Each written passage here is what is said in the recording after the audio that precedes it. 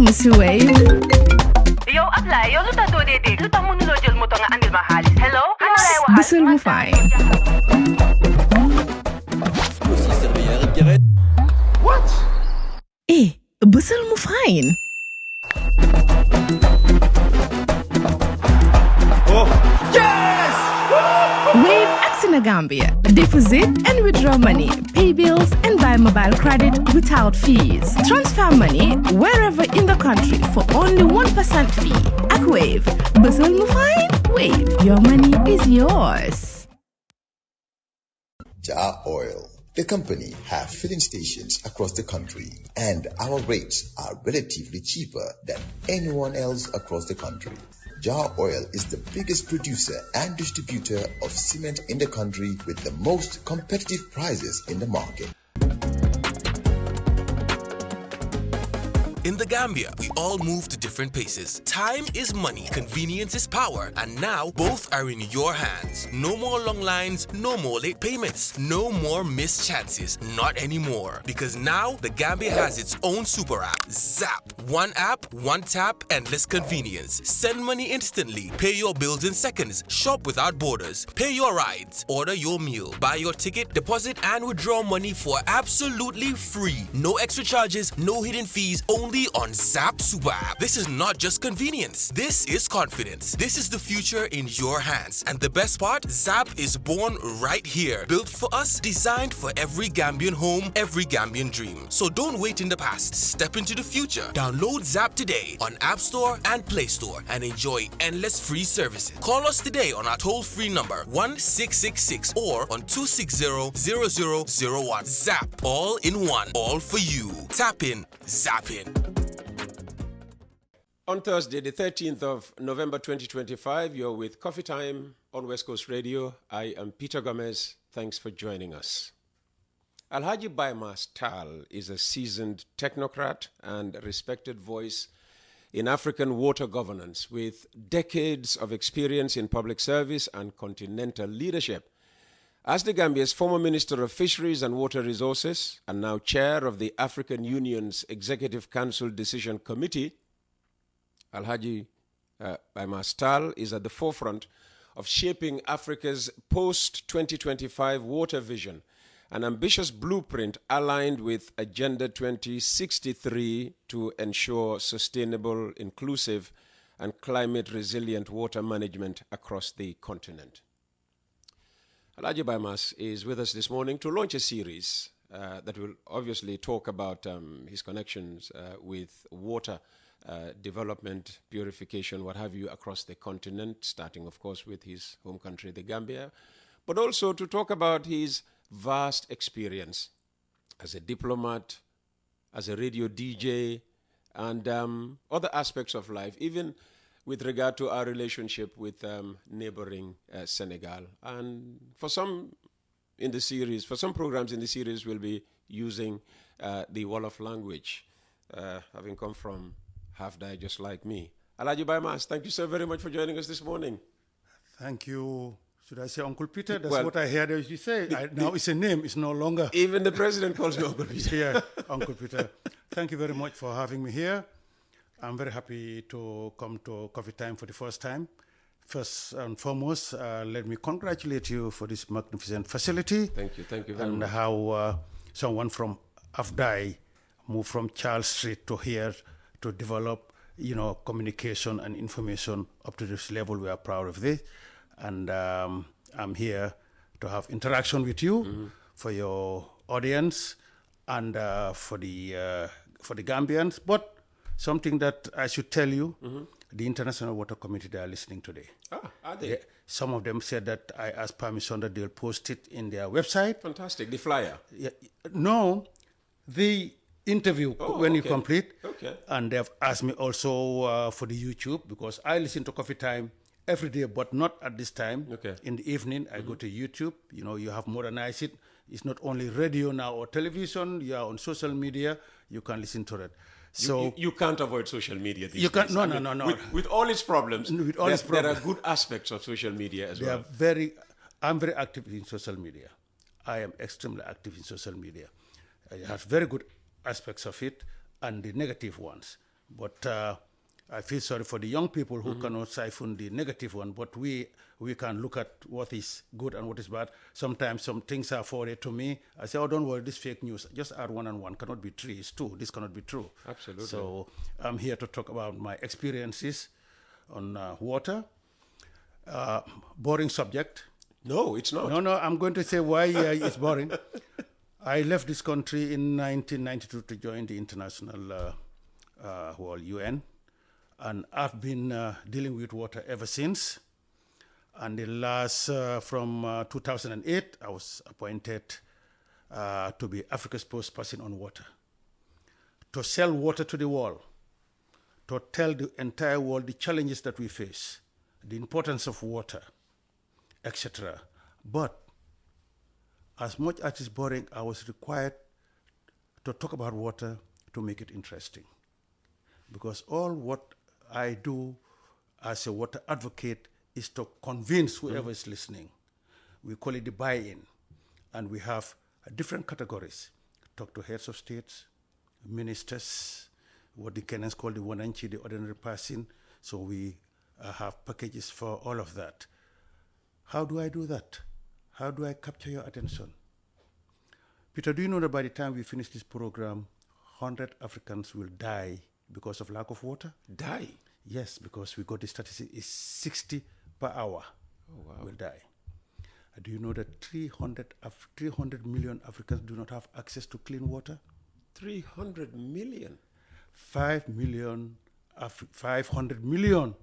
Africans do not have access to decent sanitation. 500 million? Yeah. So when we talk water, we always say water and sanitation, because some ministries have changed in Africa. That was our talk, to have water and sanitation. So with all of that problem that we face in Africa, how are we going to solve that problem? That's a big challenge. You have a big challenge, in your hands. So what are the core principles guiding the development of the new African water vision beyond 2025? It's your committee that's been charged with that task. Yes, because that was Africa Water Vision 2025. As I'm aging, I'm fortunate that I was part of that Water Vision 2025. In Sirt, Libya, where the Summit of Heads of States decided that, we should have a water vision. And that was the water vision that we had. A lot of negotiations. But water is so political. When we talk of water, it's not what we see here or what NAWEC. I listened to the program of NAWEC. I laugh. I said, that's the end use. That's the end. You have the source to the tap. The aquifers. Yeah, to the tap. NAWEC deals with the tap. But how are we going to manage that? So, we had a water vision. We said that there's going to be scarcity of water. There are areas in Africa that are rich in abundance of water, the Congo Basin, etc.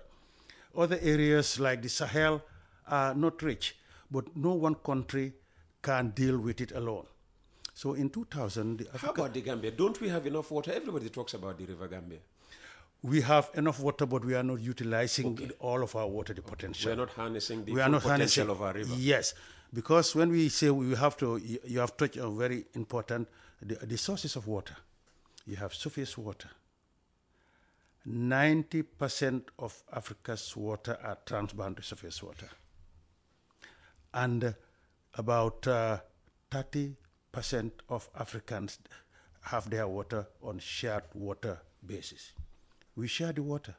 River Gambia, coming from the Fouta Djallon. That's Guinea, Senegal, Guinea-Bissau, the tributaries to Gambia. We are at the downstream. So that's a source. That's one. And other groundwater. We are only utilizing groundwater. That's why we are just digging boreholes. Our thing is, let's have boreholes, and we are having boreholes. That's the groundwater, the aquifer. You're suggesting it does not all have to be boreholes? No. You have the River Gambia. Why not? That. Rainwater harvesting. I sit at my balcony at Cape Point when it rains. I see the water rushing to the ocean. If you take a baby up to 5 years, that water will take them. I've taken films of that and posted them in my website page, telling the whole world, look at rainwater harvesting. this water is wasting, is going. What we could have done is to build something at the end before it get there where it will stop it, or a trough where the water will get in there. So during the dry season, because there they are having what they call NACO. Instead of digging boreholes or what, you use that for watering the garden. When I traveled to Basse, when they were building the roads where they get the gravel, it's all trough. During the rainy season, it's full of water. And I used to say, why not just plaster the end and the water will there during the dry season, it could be used. That's another source.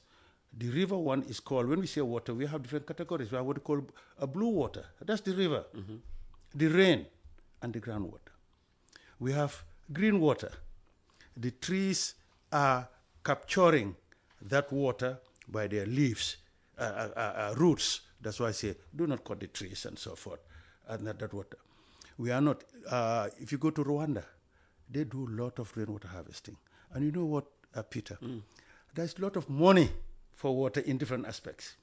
You say, rainwater harvesting, Africa Development Bank, they have facility to help you.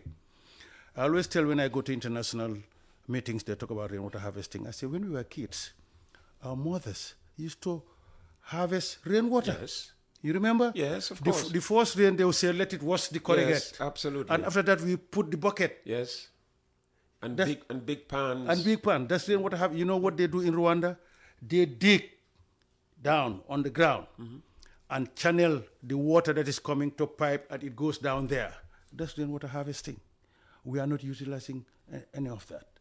And we are in borehole and borehole. And you know the threat of borehole? What's the threat of boreholes? We are finishing our aquifer. We are finishing, and that's sad. And there are two types of aquifers. You have the shallow aquifer. Here, when I say my friends, they say, oh, I just dug a borehole because now it's not giving water. I say, no, that's not borehole. What you have gotten is a tube well. Tube well. Tube well, that's what it is. You're just going 10 meters, 20 meters, and you have water. Okay. That one is finite. You are finishing it. And that's why you have all along the coast. Then you go down 50 meters, 30 meters. That's why you have the second aquifer. But what we are doing is this, what we in science, that's what we call suction pressure. As all of these guys are pumping water, you are creating a vacuum, and it's shocking and bringing the salt water from the sea to replace. That is what is happening. Salt water? Salt water, Oh, wow. because we are very close to the coast. So as you are pumping it, you have suction, and it's pulling. So that's what is happening. We are beginning to have a lot of saline water, around the coastline. Yeah. So Fajara seems to be suffering that phenomenon a lot more than other places in the country. Exactly. So these are things that need to be addressed. So because of all of these challenges, coupled with climate change, because before climate change was not factored in, because when you have global warming, climate change, the first manifestation is on water. Either too much water, floods, or too little water, drought. In 73, we suffered drought here in Gambia. Then established it. Well, considering all of this, the African minister said, okay, we have to tackle this problem head on as a continent. No single country can do it. So in 2000, they met UNEP, United Nations Environmental and Program. I was working there. Okay. Something interesting. Macky Sall was Minister of Water. Ah. And United Nations, they don't give ministers any facility. Your embassy is supposed to take care of you. When you go to UN and so forth, you have to have your own vehicles. It's here that when we have something, we give them all the facility. You take care of yourself. So UNEP, they say, okay, the ministers did their embassy, take care of them. Senegal doesn't have embassy there. Ah. So they say, what are you going to do? They say, oh, Mr. Taal, you are from Gambia. Your minister did not come. As usual, ministers hardly go to those important ones. Why not be with, you have a big car, why can't you be his program and be taking him?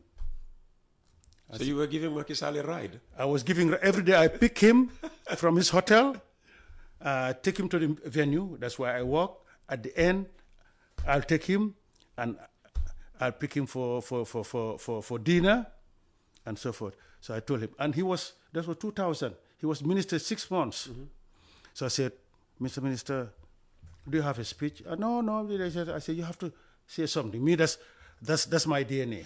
Wherever I go, I have to say something, and what I say. And up to now, at the international, I said, there'll be 6 speakers.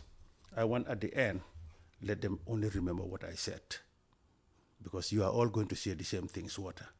But I want them to remember what I said. I say, Mr. Minister, I'm going to civil servants here. Yes. I will write you a speech. So you wrote Macky Sall's speech? I wrote Macky Sall's speech. I told you, Alhaji Bai Mastal has a very interesting I wrote life. And that meeting created the building blocks for the African Minister Council on Water. They said the Africans must have a council to deal with water. So 2002, we went to Bonn and agreed that this should be officialized, and went to Abuja and signed the Abuja Declaration. My sister, Susan Wafa, represented the Gambia. Susan, if you are listening, congratulations. We are still talking about the 6 of you who signed that thing with Charity Ngulu of Kenya, etc. They established it, 2002. But Nigeria said, okay, they will host the secretariat, they will take care of it. God would have it. Nothing happened, they just had a secretariat. I became a minister of water, started going to their meetings and started saying, what is going on? This is not what was the idea of creating that. What existed was not fit for purpose. Yeah, was not fit for purpose.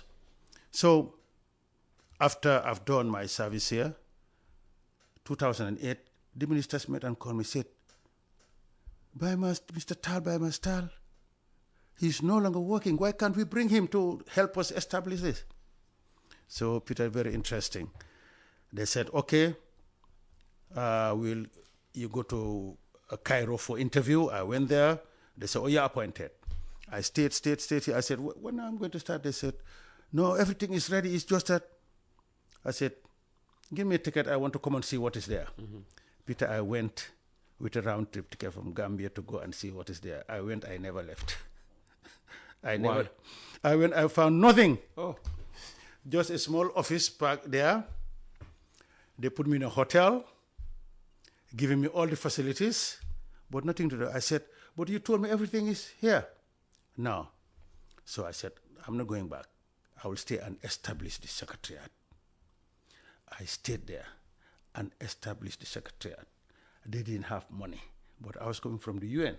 I have an idea where the money is. At the just a few minutes ago, I was telling you when you said that I'm here on time.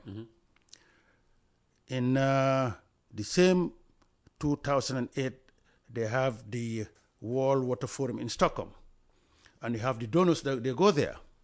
So I'm supposed to come and talk to them to give us money. They gave me an appointment 7 a.m. That was January, breakfast meeting.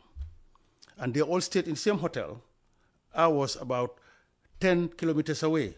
So I had to wake up like 6 and so forth. Minus 15 degrees Celsius. Oh my God. I said, well, I have to go. Yeah, that is cold. That's cold. I managed, I arrived.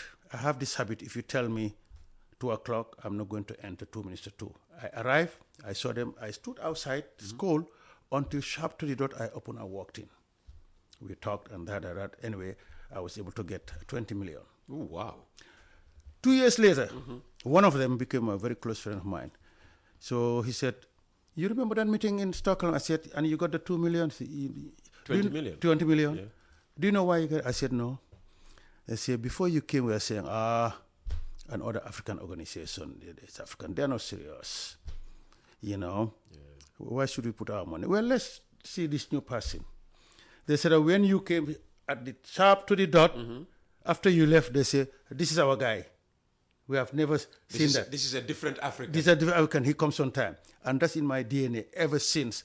Time is money. When I was minister of my first meeting, I was asked to go and open a workshop at Senegambia at 9 o'clock. I went to 9 o'clock. The doors were not open. Oh, wow. I couldn't understand. And then I was told, no, Mr. Minister, you stay home. When everybody's here, we'll call you. So it was 11 o'clock. That's still the practice. My first meeting with my staff, I told about 9 o'clock. The first person entered 9:15. I locked the door of my office. Me and him, we had a meeting. Nobody entered. Very good.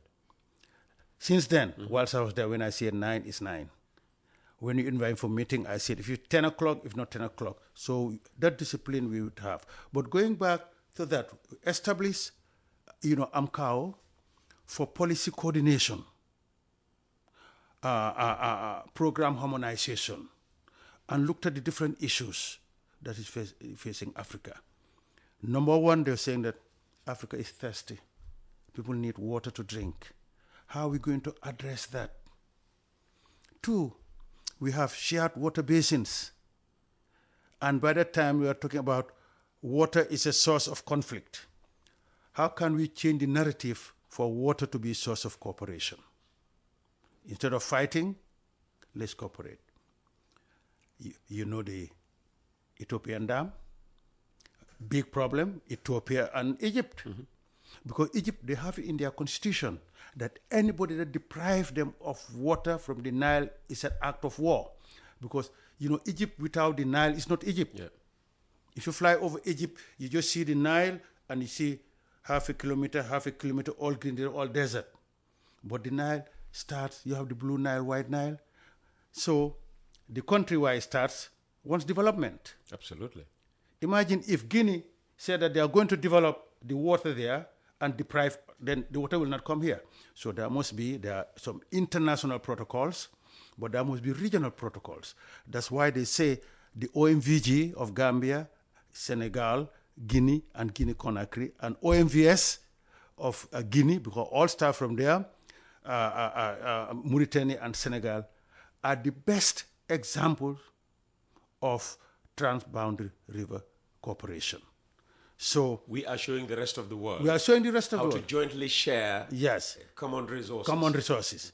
Then when AMCAO was established, and I became the head, now the donors are saying, look here, Africa is also showing the world that there should be, Africa is the only continent that has a council, ministerial council on water.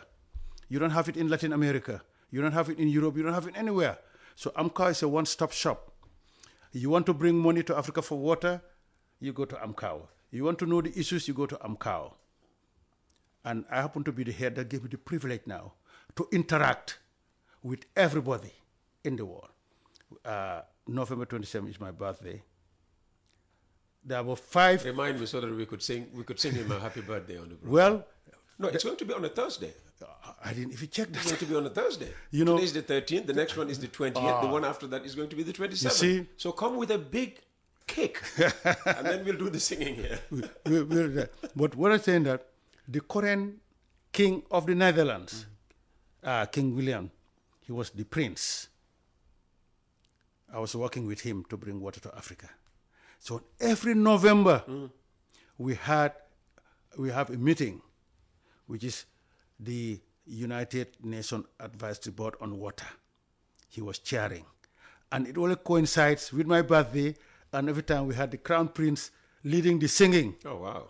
This time I'm going to lead the singing. So when he became king, I was the only African invited to go. Oh, wow. And then the Crown Prince of Japan, now the Emperor, was also my partner in bringing sanitation to Africa. So I worked with him all over. So I have pictures with all of these guys who are now up there.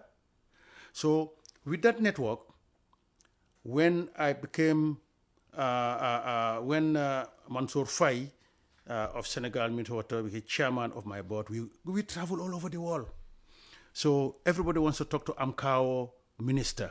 So I said, ES, they call me executive secretary. That guy wants to talk to me. That guy said, don't waste your time. He doesn't have money. That one, he cannot give you more than 200,000. You see that one?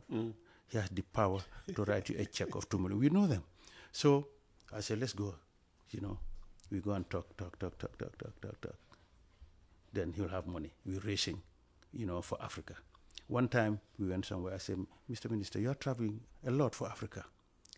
let me advise you one thing. Get money for Senegal for water. Talk to them, you'll get. You're having these floods, inundation, and so forth. Let's go. You see, the General Army Engineering Corps, the head, was in a committee, and they built dams and all that. I said, let's talk to him. We talked to him. He said, there's no problem. When you go, request from our embassy. We'll come and help. So we have that network of, the donors. We know what they want. And the interesting thing, Peter, is that the donors, later on when they have come, they will come and say, yes, we have this 50 million for Africa. We want to invest in water. Can you tell us where? But I will tell you the criteria. They tell me. Then I call a meeting for all the ministers to come. I say, look, there's this 50 million. But you have to do A, B, C, and D to get it. They go. Any country that does it, I'll go back to the donors. I said, you told me that if a country does A, B, C, and D, Sierra Leone has done it. You have to give them the money. Because they tell me, Mr. is a no-nonsense man. I said, I've called the ministers, and they have done it. And they bring the money. I leave. You run it. Then we establish the Africa Water Facility. Peter, Gambia, we are blessed. Serin Jallo was the director of the Water and Sanitation Division of ADB, in which the African Water Facility. I was in a meeting about in Zambia about 3 months ago, and the Gambian delegation were asking me, Mr. Can you help us with how do we get leverage from the African Water Facility? I said, we have done that since about 2010, telling Africans how to get that money. You still don't know how to get it? Well, why can't you people talk to Serin Jallo? He was the director, he knows. What did that? But what happened is that these people, they know all of this. The next 6 months, they are transferred. You have new ones. So they don't know. They cannot follow it. You don't have continuity. Yeah. There's no institutional memory. There is no institutional memory. That's what is lacking. As talking about this, trying to sell water and being the spokesperson to water, I said, okay, now there are a lot of gaps. One is financial. We don't have the money because our governments, they pay lip service to water because they see water as a social good. We see water as economic good. We are trying to tell the government that water is the motto for economic development. Don't see water for drinking, we have water for energy. Water for energy? Yeah. Dams. What are dams for? OMVG, they are building the dam. When there are some people who laughed at me. You used to tell us about Kuruba, Kayamadiva, all the areas, but why the dam? But, they have done the interconnectivity. They are waiting for the dam. For energy, Africa, we do not need fossil fuel for energy. 4 dams in Africa can provide the entire continent with electricity. The Inga Dam that is being proposed in Congo can provide the whole of Central and Southern Africa electricity. The Millennium Dam of Ethiopia, the whole of Eastern Africa and Northern Africa. Really? Yes. The Volta, the Kwame Nkrumah thought of it a long time ago, can provide West Africa. We do not need fossil fuel. We have the water for that. So that's water for energy. Water for food sovereignty. That is agriculture.